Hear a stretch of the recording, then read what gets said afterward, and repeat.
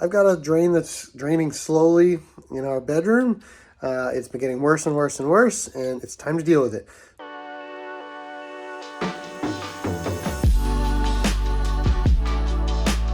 All we need are a pair of channel locks and some gloves. We've got some nitrile gloves, latex gloves work fine. All right, here we are. I know I'm not the only one with a dirty sink. Part of the reason this is dirty is because this does not drain at all. So you can see almost immediately, it's like the stopper is closed on this thing. And it just fills right up. If I stop it, it just extremely slowly drains. So let's fix this up. Okay, now you might be tempted in this situation to go buy a bottle of Draino or some other drain cleaner and just dump it in there. That might work, it might not. It might damage your plumbing depending on what kind of pipes you have. This house is not that old, it's only maybe 5 years old, and so I have relatively new plumbing. That might be okay, but it's always better to do it this way, and there's a lot of reasons. Let me show you just one of them. All right, so I've got some stuff cleaned out, and you can see when you come in here, you're getting to see something you might not look at unless you had a reason to go under here. So you can see what appear to be water stains around here, and those are not wet anymore, but they were water stains. And I discovered that we were having an issue with humidity in here, as well as I had a loose hose that was causing this slight leak. So I put some spray foam in here to help with the humidity that was being created. It was coming up from the crawl space when the air conditioning was on. That seems to have fixed that. But it's a really good habit to get into, to come in here and just look at this stuff. The other thing that's a really good idea is to take your water valves, turn it off completely. These are only quarter turns. Sometimes you'll have to turn it more than that. And then we're going to come up here and actually make sure that the water is off. And it looks like it is. The reason for that is because if you ever have like a water emergency or like something breaks up there, you might shut these off and find out they don't actually shut off. I have done projects for people before where we go to replace a faucet or something, it starts leaking and we don't even know. And so it's helpful to know right off the bat if your shutoff valve can actually shut off the water flow. So we're good on that. Next thing we're going to deal with is this drain. So this is called a P-trap, and that's due to the shape. Something similar to this would be an S-trap, which would be, instead of this going to the wall, it would hook back down and go down into the base of your cabinet. Both are common. This one's a P-trap. This has this loop in here for multiple reasons. I remember as a kid, I was always told this was so if you drop something down the sink, like a ring or something, it would catch it and you wouldn't lose it forever. And it does serve that function. What it does even more importantly than that is when water runs down here, it fills this up and it essentially keeps a little bit of water in here at all times. Purpose for that is for sewer gases to not be able to come back up and into your home. And so traps are on almost every plumbing drain for that reason.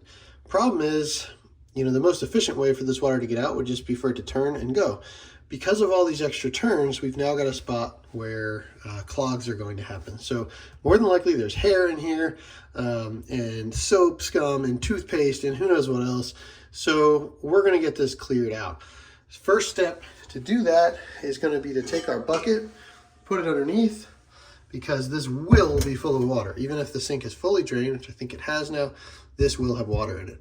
And so we're gonna remove this screw and this screw, which can sometimes be done by hand and other times need to be done with pliers.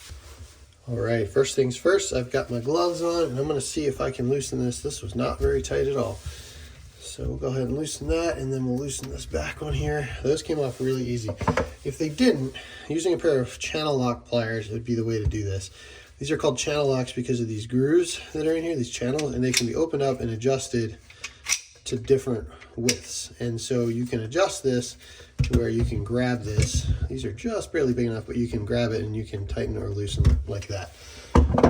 I got lucky, mine was pretty loose. So I like to start them both, but I'm gonna take this bottom one off first because that's going to let the most water out. And the last thing we want is for this to drop, fall in the bowl, and splash all over us. So, like I said, there's gonna be water in here. It looks like that's about all we're getting, so I'm gonna go ahead and open up this top one, and we'll see what we find.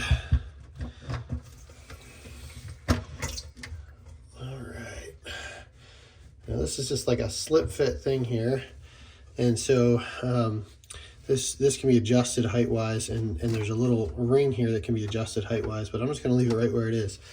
Now, I'm no longer holding this, and this should be completely disconnected, but you can see we have a bit of a situation here. Oh, that's gross. That's enough to make you be willing to pay plumbers as much as they cost. So there's just a slug of hair and soap and everything else in here, and it's quite large. So you can see if you got Draino or something, like, yeah, it might be able to burn a hole through that, but there's a good chance that it's not going to get all that. So I'm going to take this piece and just set it up in the sink for right now, because it'll just drain into this bowl. And we've got hair coming down here. I think we got probably most of it. So in reality, we could put that thing back on. Maybe we'll rinse it out or push a paper towel through it to clean it. But really, we could put this back on and probably restore nearly all of the flow. Because it went up in there and it felt like it was stuck, I'm going to keep going here. I'm going to remove this other nut. Now this one is going to be a similar setup, except that this one is adapted down from a smaller pipe. This is 1 1/4 inches. This is 1.5 inches, and I'm glad I took that off. You can see why. We still have hair up in here, and it is stuck up in there.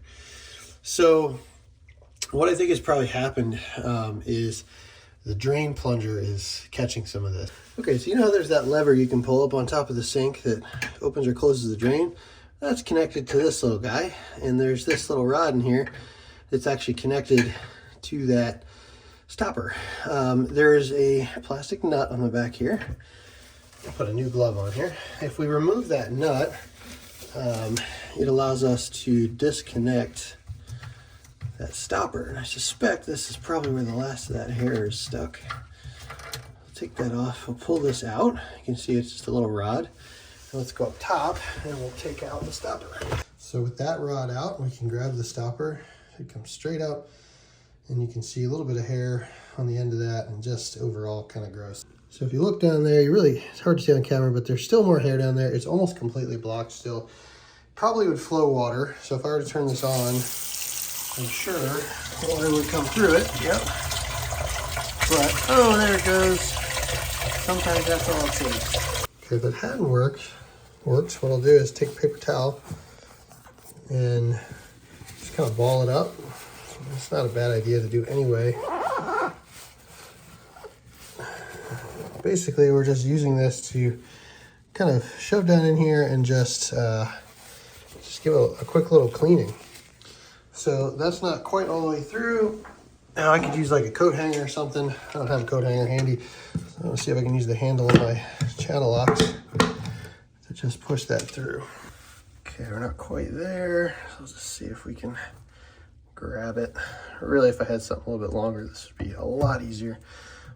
Oh, yum, look at that. So even with that big chunk of hair out, all that like goop was just still in there.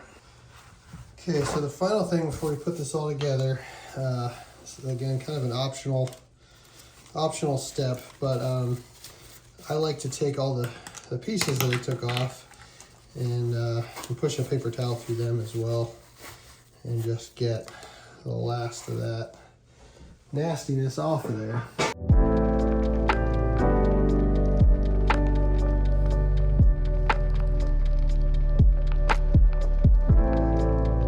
So we're going to put this back together in the opposite order we took it apart. So your stopper here has this little tab. This is what that rod underneath goes through. So when we put this in, we want to make sure that the hole is pointing toward the back so that it will line up with that rod. So we'll carefully place that in and go back underneath. Okay, so we're going to just set this in. We're going to go up top and we're going to look. So what I'm doing now is underneath, I'm going to take that rod and just go up and down with it and make sure this is moving. This can be a little deceiving though, because if you're underneath it, this could still work. So you have to come in and grab it and make sure you can't lift it up. If you can't lift it up, it goes up and down as it should, and we're ready to bolt it back on. And to do that, all we have to do Just screw this guy back on. This was finger tight before, not leaking, so we're going to assume that the same will be true here. We do want to get it pretty snug, but it's plastic, so within reason. And now we're ready to start putting these other parts. So we had this extension tube, and then we had our P-trap. So the extension tube, again, this has an adapter that goes with it, which is just a special washer that has basically a bigger inside, and that's designed to go over this 1.25 inch. This is called a tailpiece here, and adapted to the 1.5 inch flooring that my house has. So anytime you put one of these on, you always put the nut on first, and then we're going to put this adapter ring. It should sit firmly enough that it can basically hold itself up. And now we're going to put this on the tailpiece, and you'll be able to see on this O-ring here, it will just drop right into there. And then as we tighten this, it will cinch down on that tailpiece and seal it up. There we go, it's tight. Now that height is not perfect, but it's fine for now. We're going to come back in. Let me adjust the camera a little here so we can all see a bit better. We're going to come back in with our P-trap here. I'm going to make sure there's a washer here, which there is. And then this doesn't have a washer. This actually has a molded thing. It's the same shape. We're going to line that up first. That's most important. And then we're going to carefully make sure this washer's straight, and we're going to tighten this down all the way. Now, quick note, if there had been hair still hanging out of this part, I would have removed this and probably tried to clear that out, but I don't think there was much in there, so I didn't bother. All right, we're nice and tight there. So you'll notice this washer is now higher than where it would be, and so we're just gonna slide it down until it's touching the top of this trap, and then our nut's gonna come down over it and tighten down. So we didn't even need the pliers for this one, which is nice. Sometimes you do, just to get everything to a point where it's not leaking, but this is a good fitting setup here. We're just gonna come in and get it really snug everywhere. It's about as tight as I can get it by hand. All right, so we are good to go. So now the final step is to turn on the water and check for leaks.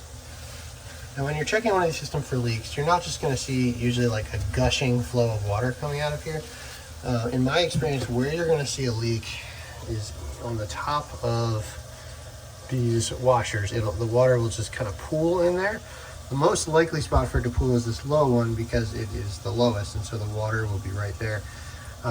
More than likely, this won't leak because I'm just replacing an existing system. You always want to check, and then a couple days after you do this, you're going to want to come back and check again. Everything seems to be flowing really nice. One thing we can do to try to overwhelm the drain with water to really check for leaks is pull the stopper up. We're going to fill this up completely and then dump it all at once. Side note, while we're letting this fill up, it's never a bad idea to let your sink fill up to the point where it actually goes into there as well, to make sure you don't have any leaks there. I once installed a sink that actually was cracked and we didn't know until much later. The customer had it fill up till water went through and it came out the bottom. We had to replace the whole sink. So just a good thing to check while we're here. We already know we want to fill this up to the max with water so that we really hit that drain with as much water as we can. So we might as well just let it go until it fills up. So now that we filled this up all the way, we're gonna pop the plunger and just overwhelm this drain with water. And this is our final process to really check for leaks. This is the most water it's gonna have. That drained super fast. And I don't see any leaks. So that's it, we're good to go. All right, finally we'll give this sink a quick clean because it'll finally stay that way. And then don't forget to really just sit back and admire your work. Yum. So that's a wrap on that one. It takes maybe 10-15 minutes once you've gotten the hang of it. It's not a big deal. Make sure you go, especially if you have a significant other that might have long hair that may have contributed to this. Make sure you show them what you pulled out of that drain to really just let them know how hard you had to work it's an important part of a healthy relationship.